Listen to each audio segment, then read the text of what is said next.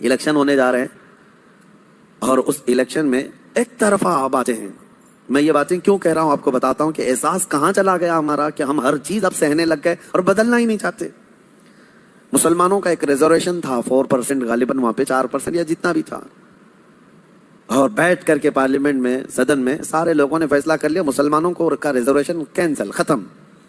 مسلمانوں کا ریزرویشن ختم کر کے وہ دلت طبقے کے کئی برادریوں میں اس کو تقسیم کر کے دے دیا گیا.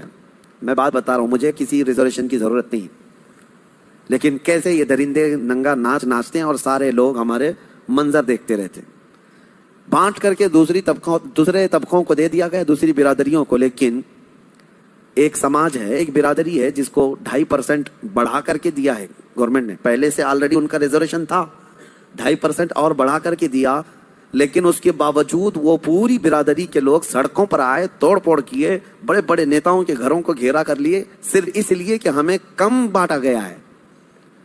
ایک برادری والے، ایک سماج والے پورے سڑکوں پر ہیں کہ 2.5% جو ریزرویشن بڑھا کر کے دیا گیا ہے یہ کم بڑھایا گیا، ہمیں اور زیادہ بڑھا کے دینا تھا. اور ایک طرف یہ کروڑوں مسلمان ہیں جن کا پورا صاف کر دیا گیا ہے اور کوئی بولنے کے لیے تیار نہیں.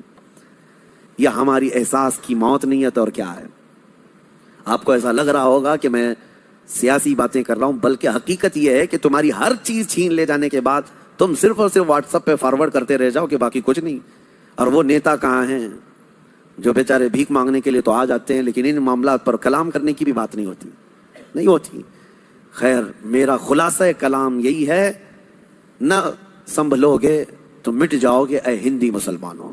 اقبال نے بہت پہلے کہا تھا، نہ سنبھلو گے تو مٹ جاؤ گے اے ہندی مسلمانوں، تمہاری داستان تک نہ ہوگی داستانوں میں، تمہاری داستان تک نہ ہوگی داستانوں میں. اور اسی اقبال نے کہا تھا، کہاں تم بیٹھنے لگ گئے آج، گٹر پہ، نالوں پہ، نکڑ پہ، تمہاری یہ جگہ ہے، تمہاری یہ جگہ ہے. نہیں تیرا نشیمن قصر سلطانی کے گنبد پر، تو شاہین ہے بسیرا کر پہاڑوں کی چٹانوں میں. تم امت محمدیہ ہو. بہرحال ہو سکتا ہے میری یہ بات کسی پر اثر کر جائے. اللہ کرے کہ مجھے اور آپ سب کو اپنے آپ کو بدلنے کی توفیق عطا فرمائے. امت آج قسم پرسی کے عالم میں ہے.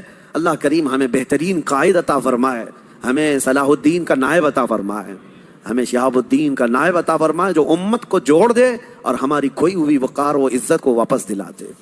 اور ایک آیت میں آپ کے سامنے رکھ کر اپنی گفتگو کو سمیٹتا ہوں. اللہ نے فرمایا، اب قرار والی بات ہے.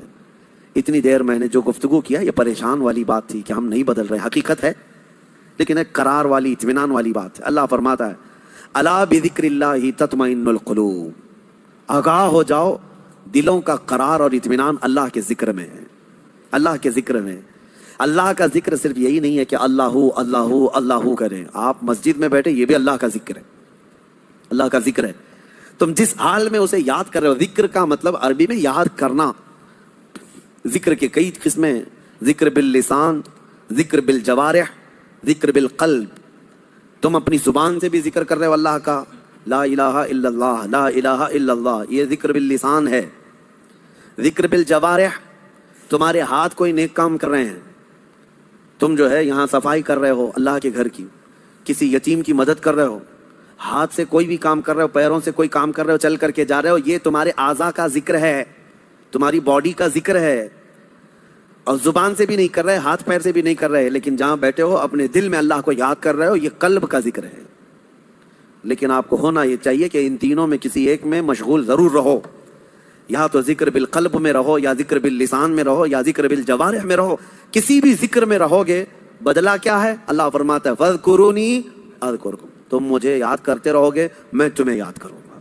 اور اس کے یاد کرنے کا طریقہ یہ ہے، تفسیر میں فرمایا گیا، تم اگر اس کو تنہائی میں یاد کرو گے تو وہ مجمع میں یاد کرے گا.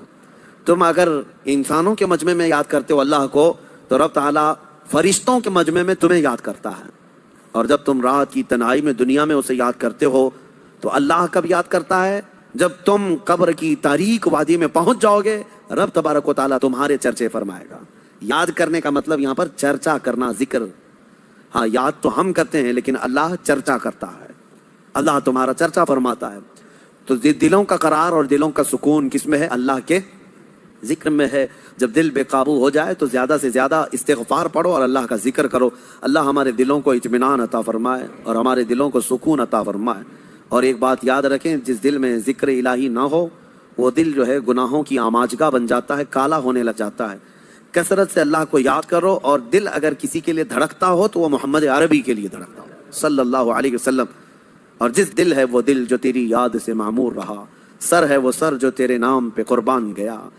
اللہ کریم ہمیں وہی دل عطا فرمائے جس دل کے بارے میں مولانا روم فرماتے ہیں۔ مولانا روم کیا فرماتے ہیں؟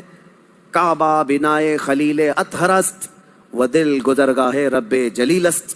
خانہ کعبہ یہ ابراہیم علیہ السلام کی بنائی ہوئی عمارت ہے، اور دل خود رب ذوالجلال کی گزرگاہ ہے۔